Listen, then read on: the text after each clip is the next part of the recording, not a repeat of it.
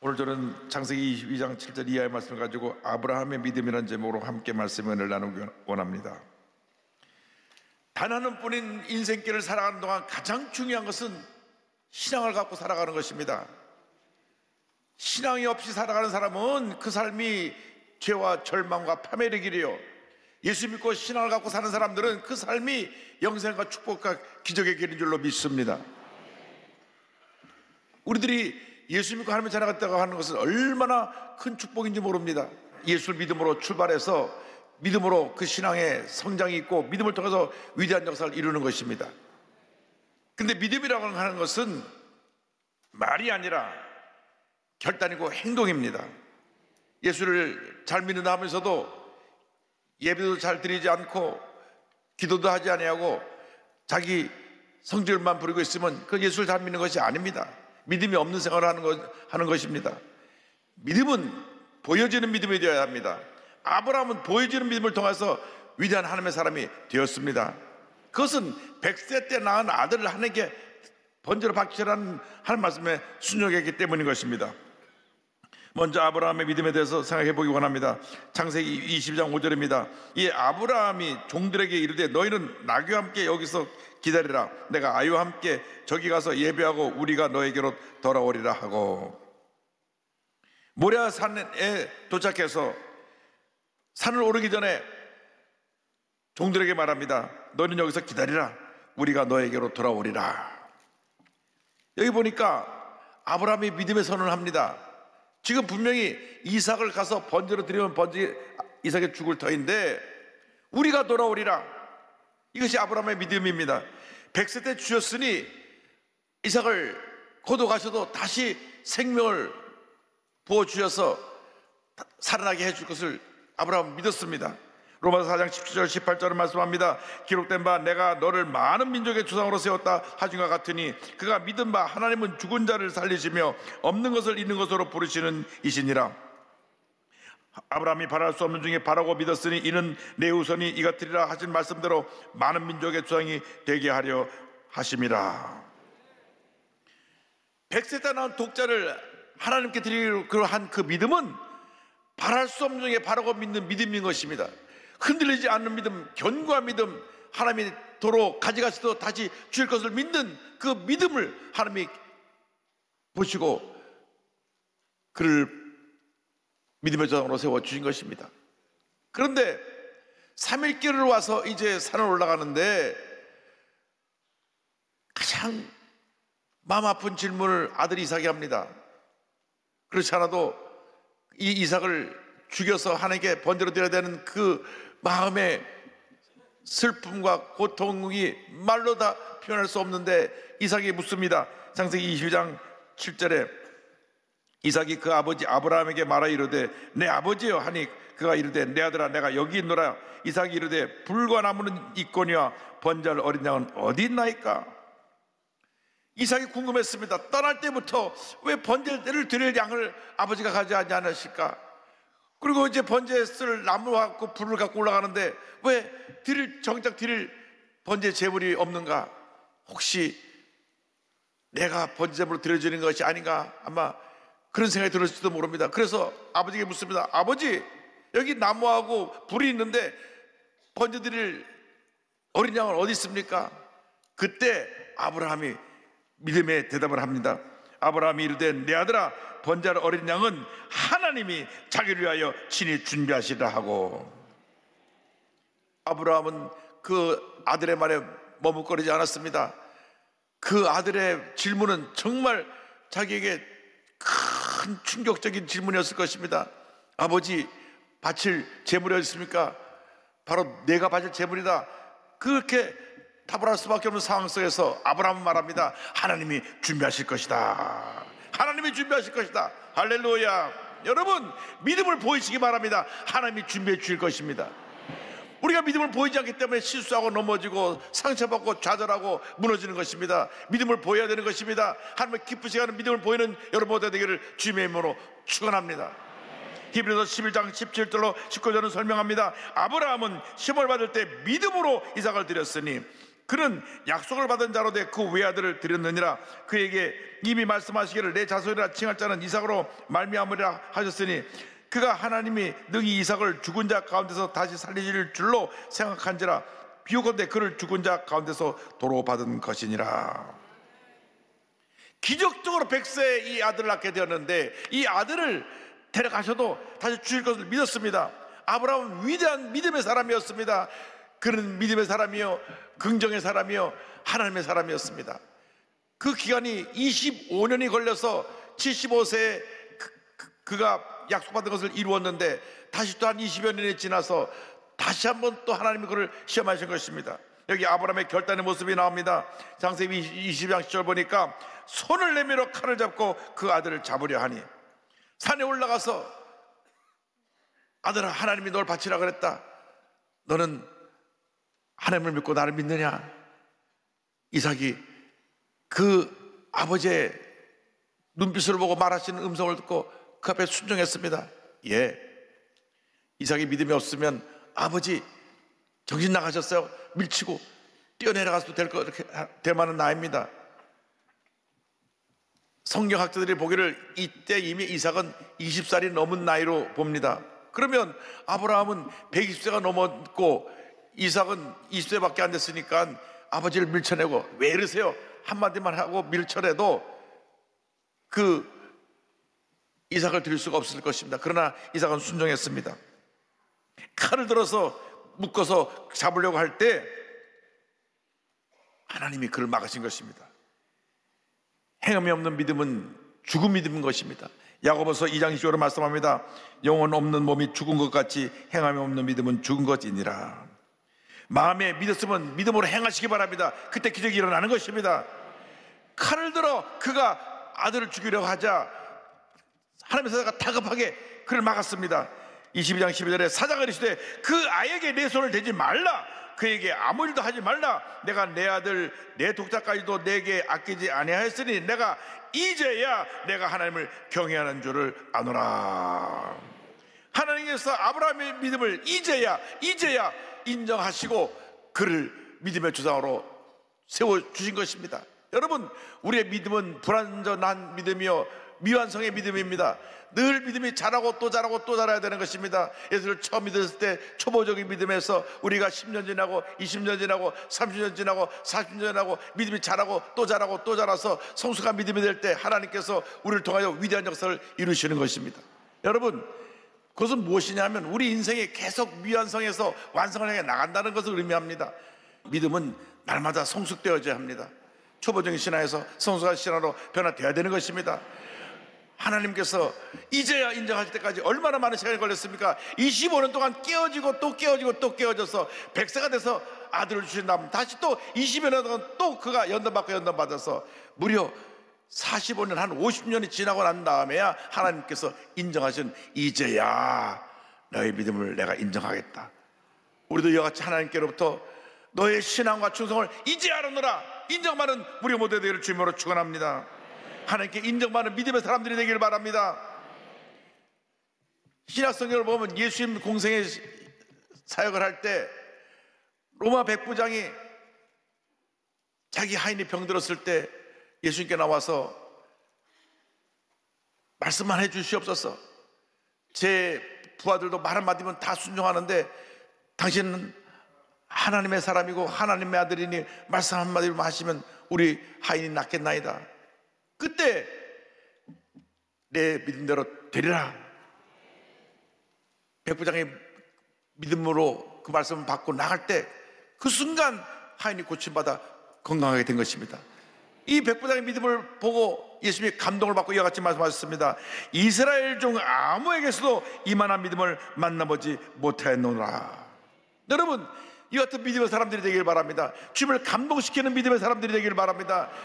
지금 내 앞에는 문제가 있고 어려움이 있고 여러 가지 많은 나를 괴롭히는 일들이 산적같이 쌓여 있지만 그것은 믿음의 눈으로 보면 아무것도 아닌 것입니다. 이것은 우리의 믿음을 자라게 하기 위해서 성장하기 위해서 주시는 시험에 불과한 것입니다. 믿음으로 이 모든 산적한 문제들을 다 떠내려 보내고 믿음으로 승리하여 위대한 함역사를 이루는 여러분 되기를 주님의 이름으로 축원합니다. 아브라함이 칼을 들어서 하나님 앞에서 그 믿음을 보였을 때 하나님이 급히 막으시고 난 다음 그에게 하나님께서 순종의 결과로 놀라운 축복을 허락해 주십니다. 그것이 바로 야훼 이레의 축복입니다. 창세기 22장 13절 14절은 설명합니다. 아브라함이 눈을 들어 살펴본즉 한 수장이 뒤에 있는데 뿔이 수풀에 걸려 있는지라 아브라함이 가서 그 수장을 가져다가 아들을 대신하여 번제로 드렸더라. 아브라함이 그 땅 이름을 야훼 이레라 하였으므로 오늘날까지 사람들이 이르기를 야훼의 산에서 준비되리라 하더라. 하나님께서는 우리의 일생 동안 필요한 것을 다 이미 예비해 놓고 계십니다. 우리의 믿음과 순종을 보시고 예비한 것을 우리에게 베풀어 주시는 것입니다. 이것이 바로 야훼 이레의 축복인 것입니다. 하나님은 당신의 백성을 위해서 미리 준비하신 하나님이신 것입니다. 여러분이 아직 무엇도 하기 전에 여러분의 마음속에 가질 꿈을 보시고 그 꿈이 이루어질 것을 예배해 놓고 계시는데, 우리가 믿음을 가지고 그 꿈을 이루려고 해서 도전하고 또 도전하고 믿음이 성장하여 하나님의 마음에 감동을 드릴 때가 되면 자녀들의 복을 주시는 것입니다. 사업의 복을 주시는 것입니다. 때가 있습니다. 그냥 예수 믿자마자 다 이것저것 그냥 주시면 우리들이 어리석어서 내가 잘난 줄 알고 그 선물을 갖고 땅 일로 가버리고 맙니다. 여러분, 그래서 자꾸 시험이 있는 것입니다. 연단이 있는 것입니다. 자꾸 내가 깨어지고 또 깨어지고 또 깨어지면서 우리 믿음이 성장해서 예배의 축복을 또 받고 또 받고 또 받게 되는 것입니다. 예수 믿고 복 받고 좀 잘 되다 보니까 주일날 성소주의를 하지 않고 나가서 이 골프 치다가 사고 나서 큰 문제를 만난 분도 보았고, 여러분, 믿음은 평생 동안 훈련 과정이고 연단 과정이고 성장하는 과정입니다. 다 됐다 할 때가 없습니다. 우리가 다 됐다 할 때는 하나님께 부름받을 그때인 것입니다. 그때까지 우리가 믿음에 전전하고 또 전전하고 전전해야 되는 것입니다. 하나님께서 우리를 위해서 준비하신 그 놀라운 축복을 바라보고 나가야 되는 것입니다. 야훼 이레의 축복을 바라보고 나가야 되는 것입니다. 하나님께서 병든 자를 위해서 이미 건강을 예배해 놓으신 것입니다. 사업이 어려운 사람을 위해서 사업이 잘 되는 축복을 예배해 놓으신 것입니다. 우리의 믿음의 분량이 차면 사업의 문을 열어줄 것입니다. 우리의 믿음의 분량이 차면 건강을 회복시켜 줄 것입니다. 마음의 갈등과 번민이 있는 사람에게 하나님께서 이미 위로와 평안을 예배해 놓으셨습니다. 피가 나오친 심령에 새로 힘을 얻는 그런 은혜를 이미 예배해 놓으신 것입니다. 문제는 우리 자신에게 있습니다. 우리가 내가 하면서 내가 해결하려고 이리 뛰고 저리 뛰고 이 사람 찾아다니고 저 사람 찾아다니다 보니까 상처가 더 깊어지고 내가 더 문제에 갇혀서 그냥 깔아앉게 되는 것입니다. 주님께서 문제를 해결해 주시는데 여러분이 문제를 해결하려고 이리 뛰고 저리 뛰고 하지 않게 되기를 바랍니다. 여러분은 할 수 없습니다. 주님이 하십니다. 야훼 이레의 축복을 받으시기 바랍니다. 하나님이 여러분을 위해서 이미 다 예배해 놓으신 것입니다. 여러분 개인, 가정, 생활, 자녀, 범사 야훼 이레의 축복으로 이미 다 예배해 놓으셨습니다. 믿음으로 그걸 우리가 쟁취하면 되는 것입니다. 믿음으로 그것을 붙잡을 때 하나님의 축복이 우리에게 쏟아져 임하게 되는 것입니다. 우리가 아직 어리석어서 아직 미완성 작품이 돼서 아직 신앙이 부족한 점이 많아서 자꾸 실수하고 자꾸 넘어지는데, 이제 우리가 아브라함의 믿음을 본받아야 됩니다. 아브라함도 그랬습니다. 아브라함도 몇 번이나 자기 부인을 갖다가 저 부인이 아니라고 누이라 그래가지고 팔아넘기고 참 못된 짓 했습니다. 그런데도 하나님이 그때마다 보호해주고 구원해 주셔가지고 25년 동안 지나면서 믿음이 성숙해서 이삭을 주신 다음, 그 다음 또 한 20여 년 지난 다음 마지막 관문인 아들을 바치는 그러한 결단을 통해서 그의 믿음이 인정받게 되고, 이제야 내가 나에게 인정받게 되었다. 야훼 이레의 복을 받을지어다. 할렐루야. 여기 예비하신 야훼 이레의 축복을 창세기 22장 10절로 18절에서 우리가 발견할 수가 있습니다. 이르시되 야훼께서 이르시기를 내가 나를 가리켜 맹세하노니, 하나님께서 하나님을 가리켜 맹세하셨습니다. 내가 이같이 행하여 내 아들 내 독자도 아끼지 아니하였은즉 내가 내게 큰 복을 주고 내 씨가 크게 번성하여 하늘의 별과 같고 바닷가의 모래와 같게 하리니 내 씨가 그 대적의 성문을 차지하리라. 또 내 씨로 말미암아 천하 만민이 복을 받으리니 이는 내가 나의 말을 준행하였음이라 하였다 하니라. 할렐루야. 하나님께 모든 영광을 돌립니다. 얼마나 많은 복을 받았는지, 이삭을 바치는 결단을 통해서 믿음의 조상이 되는 복, 영적 후손의 축복, 영적 아브라함 자손들이 모든 면에서 승리하는 복, 아브라함의 가게에서 인류의 메시아가 오는 메시아의 축복을 다 함께 받게 되었던 것입니다. 여러분 모두가 아브라함의 복을 다 받게 되길 바랍니다. 앞길이 캄캄하고 문제가 있고 어려움이 있고 몸에 질병이 있어 고통당하고 있습니까? 그때 눈을 들어 주님을 바라봐야 합니다. 여러분, 이삭을 바치는 결단으로 주 앞에 나갈 때 하나님의 은혜가 임하는 것입니다. 믿음이라는 것은 말씀을 붙잡고 내 생각과 내 모든 것으로 이해할 수 없어도 그저 믿고 믿습니다고 결단하고 나가는 것이 그 믿음이고, 그때 기적이 임하는 것입니다. 그때 여호와 일에, 야훼 일에 축복이 임하게 되는 것입니다. 이미 예비되는 것을 우리가 보지 못할 뿐이지 우리는 믿음으로 그걸 쟁취해야 되는 것입니다. 우리가 하늘에 구름이 끼면은 그 하늘 위에 뭐가 있는지 모릅니다. 그런데 비행기를 타고 구름을 뚫고 올라가 보면 그 위에 밝은 태양이 비치고 있는 것입니다. 마찬가지입니다. 우리가 때때로 환난 시험에 구름이 먹구름이 껴서 우리의 준비된 예비의 축복을 바라보지 못하지만, 우리가 믿음의 비행기를 타고 날아 올라가면 바로 하나님 예비하신 야훼 일의 축복의 태양을 바라볼 수 있게 되는 것입니다. 여러분, 야훼 일의 축복을 다 받게 될 주님의 이름으로 축원합니다. 축원합니다. 여러분이 순종해야 됩니다. 깨어져야 됩니다. 낮아져야 됩니다. 가장 소중한 것이라도 하나님이 내놓으라면 내놓을 수 있는 그 믿음을 보일 때 하나님께서 하늘에 물려시사 쌀 것 없이 부어주시는 것입니다. 여러분 모두가 야훼 일의 복을 받게 되기를 주님의 이름으로 축원합니다. 축원합니다. 축원합니다. 로마 가톨릭은 510년 레오 1세 이후로 1000년 동안 온 유럽과 세계를 지배했습니다. 그러다 보니까 가톨릭이 타락을 했습니다.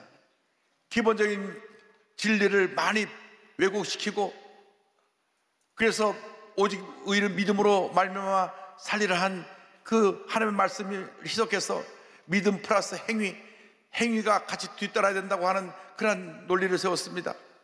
물론 그래서 가톨릭이 가는 곳마다 병원도 세우고 학교도 세우고 많은 행위로 열매 맺는 것은 인정합니다. 그러나 근본적인 기독교 진리를 흔들어 놓은 것입니다. 그래서 지금부터 500년 전에 1517년 10월 31일 마르틴 루터가 종교개혁을 일으켜서 완전히 가톨릭을 갈아엎었습니다.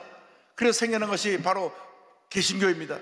우리가 그 개신교의 전통 따라 세워진 교단입니다. 그래서 마르틴 루터가 종교개혁 이후로 루터교가 생겨나고 장로교가 생겨나고 감리교가 생겨나고 성결교가 생겨나고 20세기에 들어와서 우리 오순절 순복음이 생겨난 것입니다. 근데 이 종교를 일으키는 마르틴 루터는 1483년 11월 10일 독일의 광산지대에서 태어났는데, 아버지 한스 루터는 원래 농장 집안의 아들로 태어나서 사업 수완이 있었던 것 같습니다. 광산업에 손을 대서 돈을 많이 벌었습니다. 그래서 삶의 여유가 생기게 되니까 그 아들을 법률가를 만들어서 판사를 시키려고 대학을 보냅니다. 1501년에 에르푸르트 대학으로 아들을 유학을 보냅니다. 근데 이 대학에 가서 이 마르틴 루터는 하나님을 사랑하고 기독교 신앙에 뿌리를 깊이를 두고 자랐던 그가 가서 성경을 틈틈이 읽게 되고 많은 신학책들을 읽게 되었습니다. 당시까지 중세교회에서는 성경을 일반 사람들이 못 읽었습니다. 성경을 우리가 지금 우리말로 성경을 읽게 된 것은 마르틴 루터 종교개혁 이후입니다. 종교개혁 중에 가장 큰 공헌은 그때까지만 해도 라틴어로 쓴 성경만을 신부가 읽고, 신부가 설교를 할 때도 라틴말로 했기 때문에 아무도 못 알아들었습니다. 그냥 앉아있다만 나옵니다.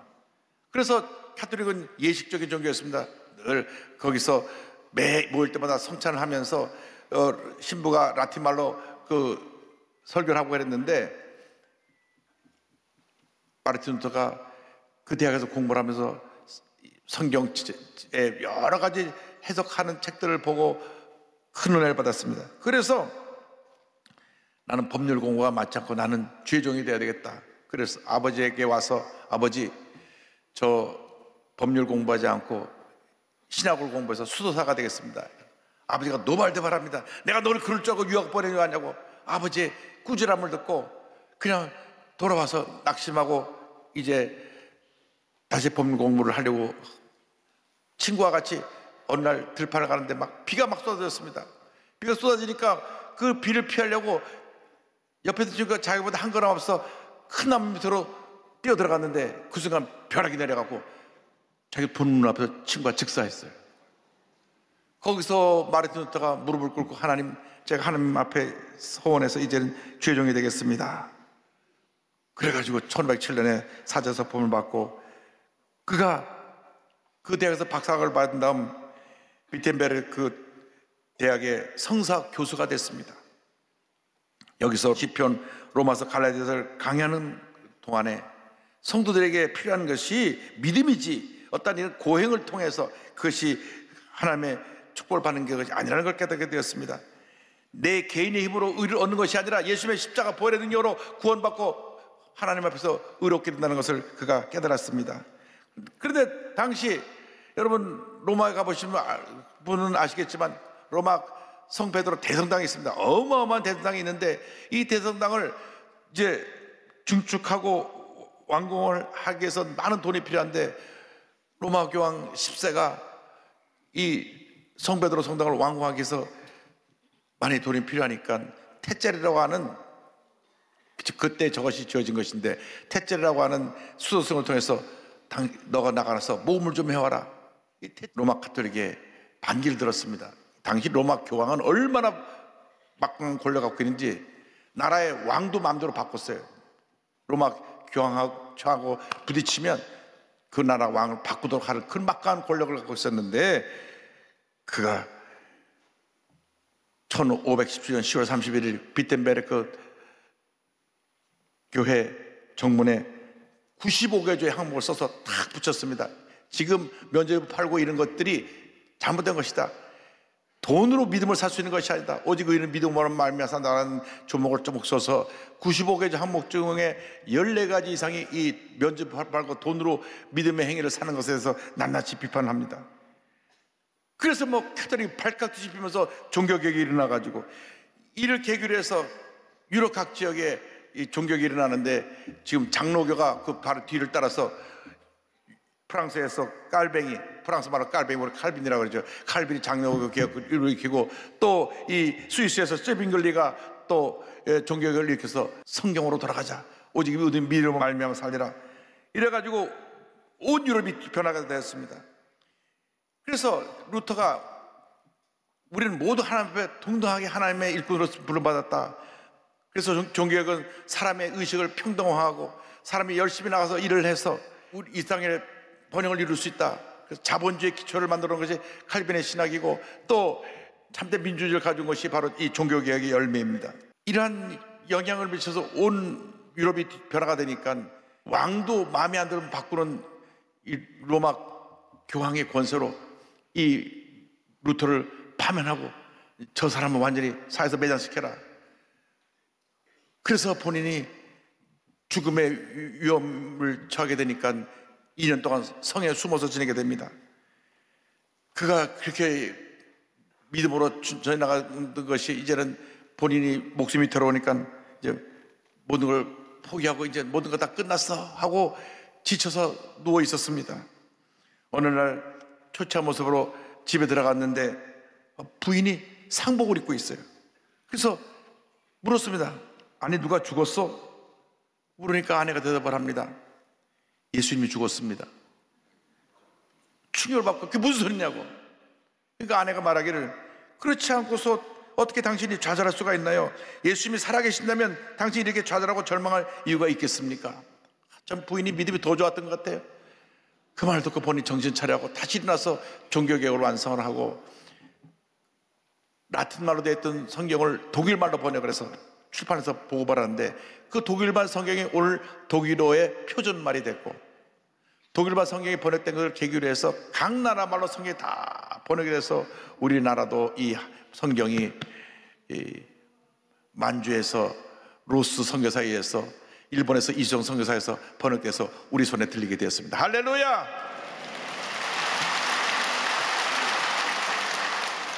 그가 종교개혁 때 부르셨던 말씀 로마서 1장 10절입니다. 오직 의인은 믿음으로 말미암아 살리라. 따라하십시다. 오직 의인은 믿음으로 말미암아 살리라. 여러분 믿음의 전진해 나가시기 바랍니다. 주님 앞에 가는 그날까지 전진 또 전진 또 전진해 나가시기 바랍니다.